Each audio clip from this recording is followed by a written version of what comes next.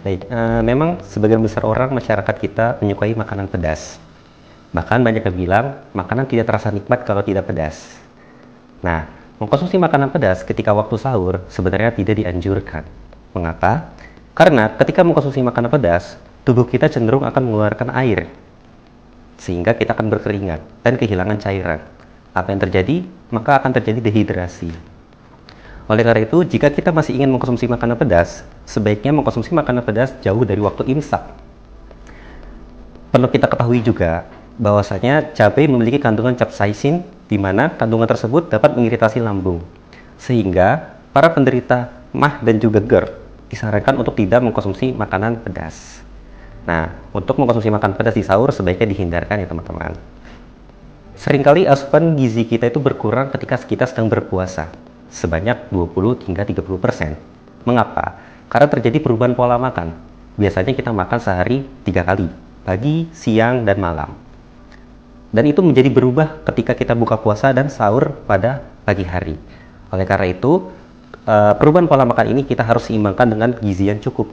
Bagaimana caranya? Maka kita penuhi karbohidratnya, proteinnya, lemaknya, vitamin, mineral, dan juga serat.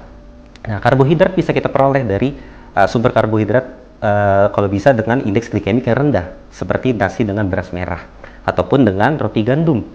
Selain memiliki kandungan karbohidrat, roti gandum juga memiliki kandungan yang tinggi serat. Selain itu, untuk kebutuhan protein juga kita bisa penuhi dari protein nabati maupun protein hewani.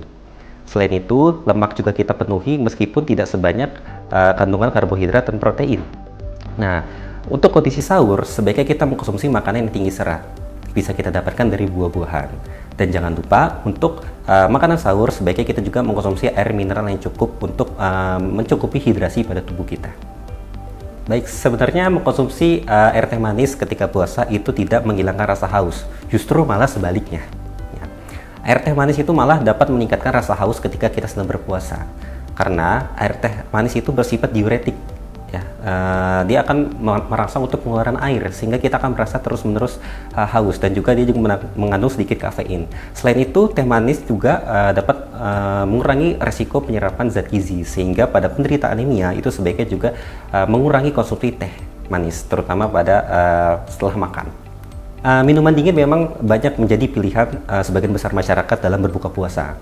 Selain rasanya segar, minuman dingin juga dapat menghilangkan dahaga pada tubuh.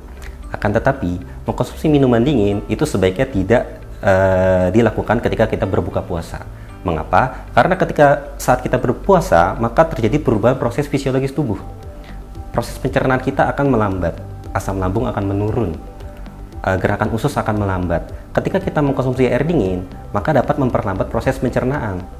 Dan juga tubuh kita akan menyesuaikan dengan suhu air mineral yang kita minum.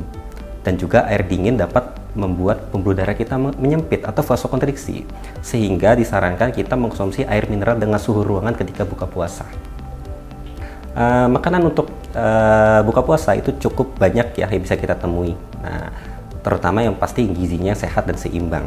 Untuk makanan sahur kita bisa mengkonsumsi air mineral yang cukup, ya minimal 2 gelas. Selanjutnya kita bisa mengkonsumsi karbohidrat, protein, lemak, dan juga tinggi serat. Untuk sahur sendiri hindari makanan yang tinggi gula, ya seperti teh manis ataupun kopi.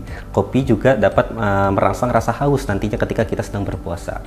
Nah, untuk konsumsi makanan saat berbuka puasa, sebaiknya kita mengkonsumsi makanan secara perlahan. Memang ketika kita berpuasa, tubuh kita tidak menerima makanan lebih dari 12 jam.